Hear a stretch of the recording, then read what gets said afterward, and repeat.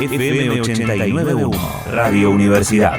Unas horas nada más acerca de esta vacunación libre a mayores de 60 años y además la firma, ¿no?, de la provincia con el laboratorio Cancino para la adquisición de vacunas. Dos noticias muy importantes en el día de hoy.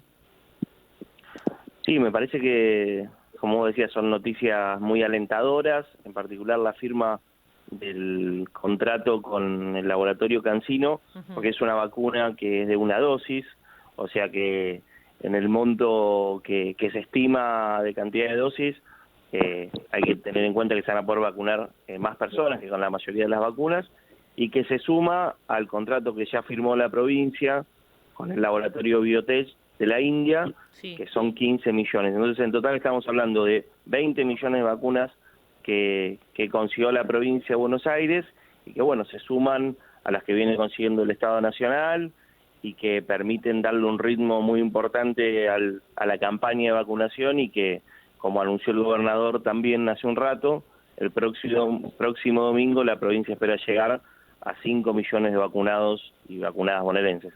muy importante esto. Y además, bueno, esto que le preguntaba yo recién acerca de los vacunados, los que pueden ser vacunados, aquellas personas de mayores de 60 años que pueden ser vacunadas. Hay muchas dudas con respecto a esto. Por ejemplo, a mí me gustaría saber qué pasa cuando se abre esta instancia de vacunación libre. Es porque claramente se sabe que hay personas que no se anotaron, ¿no? ¿Y cómo sabemos cuántas son? Si hay muchas personas que todavía faltan vacunar de esa edad. Ahora es muy difícil saber cuántas personas no se anotaron, fundamentalmente porque es una vacuna voluntaria. Claro. Entonces no necesitaríamos saber solo la cantidad de personas que no están vacunadas, sino cuáles de esas personas no se van a querer vacunar nunca, lo cual es algo muy desaconsejable en términos sociales, pero que como es una vacuna voluntaria, puede ocurrir. Por eso este mecanismo que plantea la provincia, que ya había empezado a hacerse con los mayores de 70 y que hoy se extiende a los mayores de 60, que cualquier vecina de la provincia de Buenos Aires, con domicilio en la provincia de Buenos Aires, se acerca a un vacunatorio cualquiera de su distrito o de otro distrito, sí, y pide vacunarse y va a ser vacunado. Y me parece que es importante porque le permite llegar a la vacunación. Por ahí un sector de la población que o no tuvo la información correcta o no tiene acceso a los medios de comunicación o a los medios digitales. Si bien al principio de la campaña de vacunación fue muy cuestionada la idea de que las organizaciones sociales, algunas organizaciones políticas, organizaciones de la comunidad en general, ayudaran a la población a inscribirse, que fue algo cuestionado, pero que es muy útil porque le permite, por ahí gente que no tiene manejo de la tecnología, poder inscribirse. Bueno, hoy eliminamos, digamos, esa frontera y esa barrera, y cualquier mayor de 60 años puede ir y directamente darse la vacuna en cualquier vacunatorio de los que tiene la provincia. bien. Diputado, ¿qué tal? Guille de Toibero lo saluda. ¿Cómo le va? Buenas tardes. Muy bien, muy buenas tardes. ¿No se pensó en hacer un proyecto de ley para que esta vacuna sea obligatoria? Digo, no ahora, pero ya a partir del año que viene. Digo, como yo sé que les van a caer con las libertades personales y demás, pero nadie se queja, por ejemplo, que vos para entrar al colegio primario tenés que tener puesta la BCG, la triple, la del tétano y la Sabin. O sea, me da la impresión que en algún momento se va a tener que tomar el toro por las astas, ¿no? Bueno, es una discusión que puede darse, puede estar en debate, pero me parece que también estamos atravesando un proceso inédito en la historia de la humanidad y con una enfermedad que no conocíamos, vacunas que hasta hace muy poco no existían y que si bien fueron aprobadas en un tiempo récord y avanzaron en materia de investigación, se avanzó mucho, todavía es un proceso largo de terminar de concientizar a la población de que son importantes, de que salvan vidas, de que son la única herramienta que tenemos para combatir este virus. Entonces entiendo que se pueda dar ese debate. Me parece que hoy es más importante intentar concientizar y dar esa discusión y dar ese punto de vista que hacerlo de manera obligatoria. Y la última que la hago de mi parte, ¿cuándo se abre para mayores de 50? Porque yo me anoté en diciembre, tengo 56 y todavía no me llamaron. Bueno, me parece que ya se está llamando a mayores de 50 con comorbilidades. Eso ya se está vacunando. Y bueno, creo que en los próximos días, a la medida que se termine de vacunar a toda esa población, se tiene que estar ampliando la brecha de edad, de rango etario, para ir vacunando a más personas. No tengo específicamente la fecha porque no depende de una fecha que ponga el gobierno, sino que depende de cómo avanza la vacunación del resto de las poblaciones. La vacuna que vaya llegando. Claro, las vacunas que vayan llegando y cómo esas vacunas se van aplicando en los grupos etarios que fueron priorizados, digamos. Muy bien. Jorge. Diputado, a ver, no es un tema específico, más o menos la idea es que me ayude a entender, porque estoy un poquito confundido. A ver, le voy a explicar. Primero estoy absorto con las medidas de Rodríguez Larreta, que acaba de comunicar. La verdad, yo vivo en Capital y estoy medio asustado. Me pareció escuchar a una persona que está llamando a la cena en el Titanic con el choque del iceberg.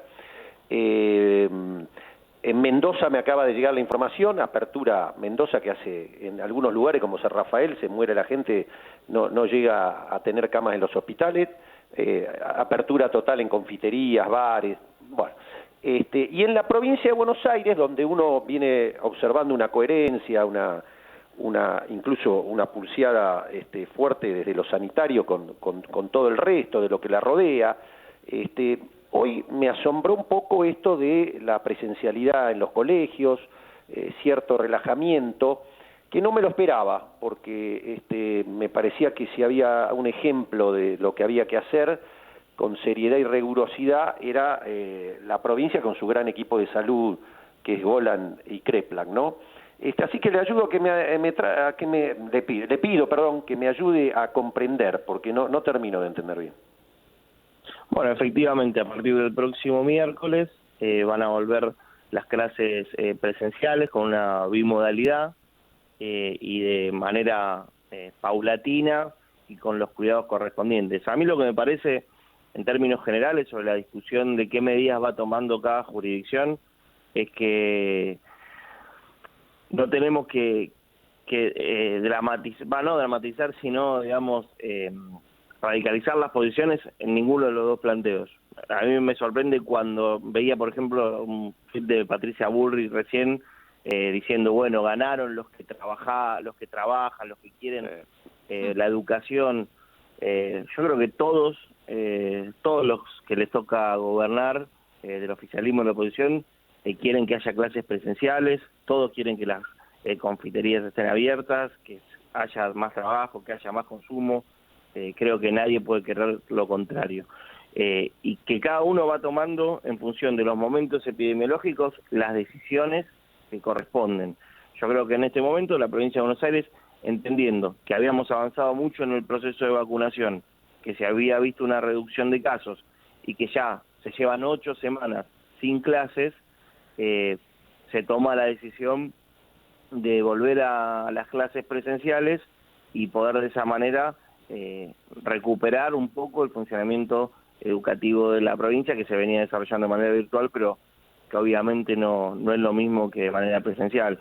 Me parece que el error que cae a veces la política, que caemos a veces de la dirigencia política y también de gran parte de los medios de comunicación en la Argentina, es cuando llevamos a las medidas sanitarias a extremos ideológicos, de que cerrar las escuelas es una posición del gobierno de la provincia y hay que abrirlas es una posición del gobierno de la ciudad, y me parece que eso es lo peor que podemos hacer y que tenemos que intentar tomar las medidas en función de cómo está la situación epidemiológica y no en función de los intereses políticos, que es lo que muchas veces vemos con el gobierno de la ciudad. Cuando se planteó cerrar las escuelas es porque estábamos en un piso de 40.000 contagiados por día, y el gobierno nacional planteó una medida sanitaria fundamentalmente para el área metropolitana.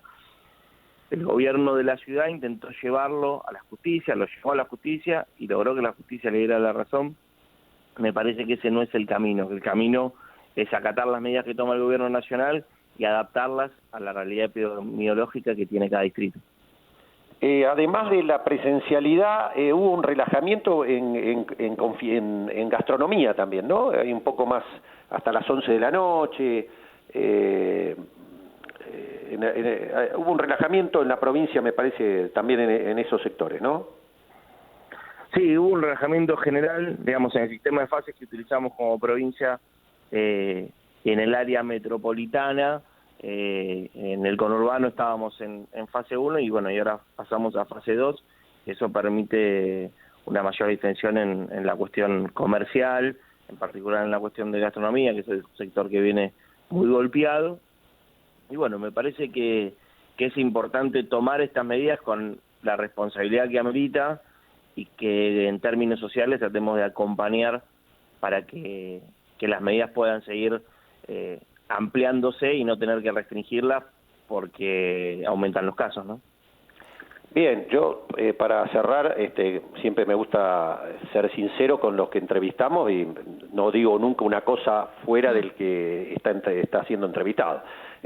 A mí me preocupa, yo personalmente creo que por la lógica de lo que uno ve, obviamente uno no es un experto, pero por la lógica de lo que uno ve y lo que escuché a Golán esta mañana, me parece que todavía no estaban dadas las condiciones. Es decir, espero que las autoridades de la provincia tengan razón y que, ni hablar, aclaro, lo de la capital federal ya me parece un paroxismo, ya esto es cualquier cosa, ni hablar lo de Mendoza, pero yo tengo la mira puesta en la provincia en cuanto a que me marca muchas cosas que creo que son positivas.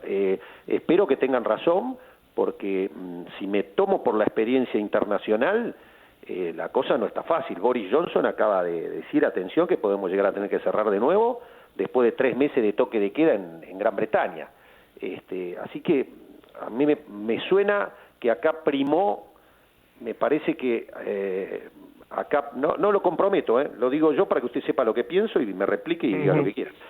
A mí me parece que acá vino Martín Guzmán, vino el equipo económico y dijo, hagamos un sacrificio, probemos, se me está frenando de nuevo la economía, que dentro de todo está saliendo, después de la pandemia macrista, después de la pandemia del virus, y primó la idea de empezar a repuntar un poco la economía. Espero que tengan razón, yo creo que no. Bueno, a mí me parece que tomar medidas en relación a la pandemia es construir un constante equilibrio entre los procesos de aprendizaje, entre los procesos económicos y entre la situación epidemiológica. Yo creo que tanto el gobernador como el presidente, bueno, han tomado decisiones que no han sido simpáticas o que no han sido alegres para comunicar y se han tomado de todos modos cuidando la salud. Y bueno, y hoy evidentemente la información que tienen y el análisis que hacen de cómo se viene comportando la pandemia, y esperemos que así sea, plantean la posibilidad de volver a cierta presencialidad. Muy bien, diputado, le agradecemos, muchas gracias por la comunicación y bueno, como siempre nos mantenemos en contacto para futuras novedades. Por favor, muchas gracias a ustedes por el llamado y un saludo muy grande a todos los oyentes de la radio. Un abrazo, gracias. El diputado provincial Juan Gómez Parodi del Frente de Todos, Desde la Universidad Nacional de La Matanza, Radio Universidad FM 89.1. Siempre cerca.